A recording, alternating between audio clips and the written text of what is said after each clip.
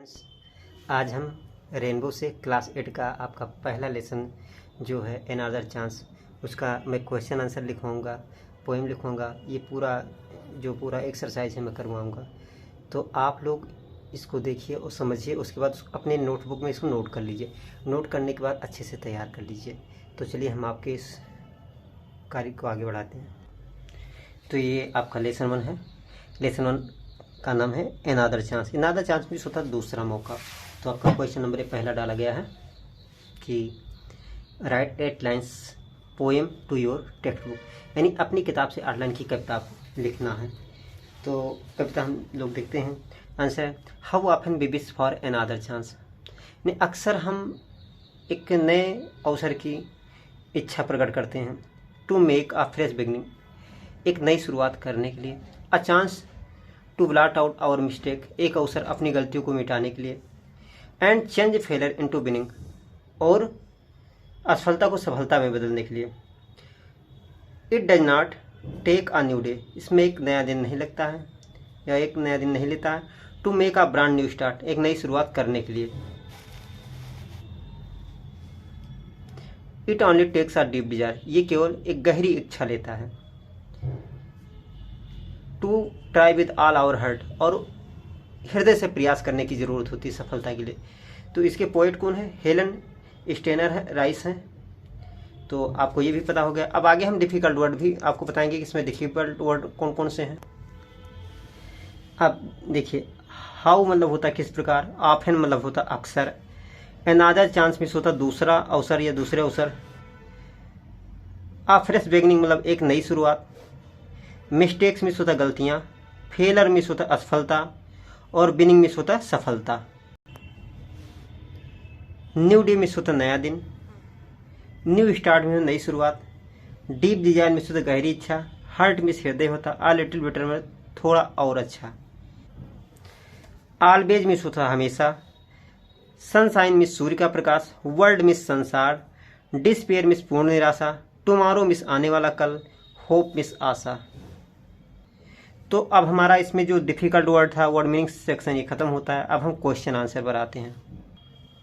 तो पहला answer the following questions. अब ये जो बुक में एक्सरसाइज में क्वेश्चन आंसर दिए गए उसको कराया गया है। तो क्वेश्चन नंबर ए है why do we wish for another chance, यानी हम दूसरे अवसर की इच्छा क्यों प्रकट करते हैं। तो आंसर दिया गया to make a fresh beginning, एक नई शुरुआत करने के लिए। We wish for another chance, हम दूसरे अवसर की इच्छा प्रकट करते हैं। अब आपका क्वेश्चन नंबर बी है कि what does it take to make a brand new start, एक नई शुरुआत करने के लिए क्या चीज़ मांगता है। तो इट ऑनली टेक्स, अब आंसर है it only takes a deep desire, या गहरी इच्छा मांगता है। To make a brand new start, एक नई शुरुआत करने के लिए।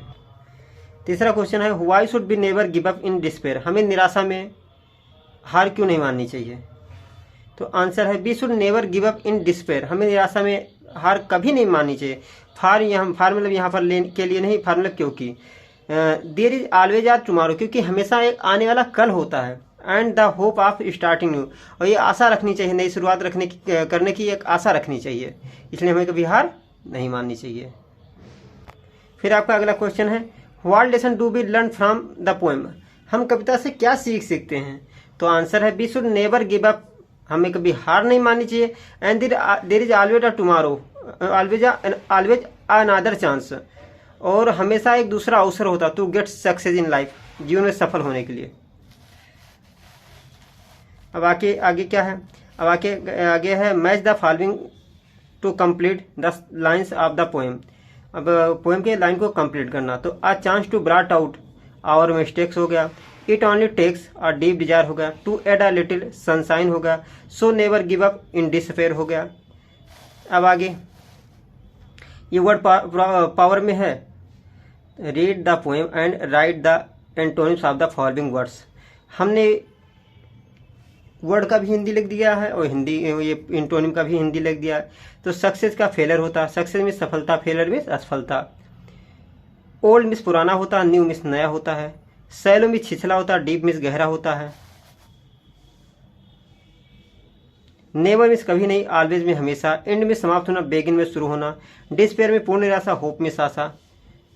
तो थोड़ा और आगे बचा है। Right the 3 rhyming words for the words given below. नीचे दिए गए जो शब्द हैं उनके 3 राइमिंग वर्ड्स लिखना। अब से 8 लिखा तो 8 का क्या होगा, गेट हो गया, लेट होगा, स्ट्रेट हो गया।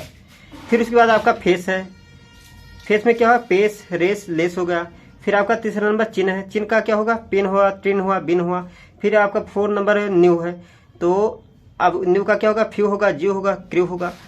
अब इस तरह मैंने इस पूरे लेसन को क्या करा दिया, कंप्लीट करा दिया। क्या करा दिया,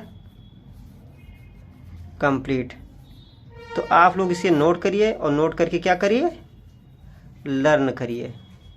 थैंक यू।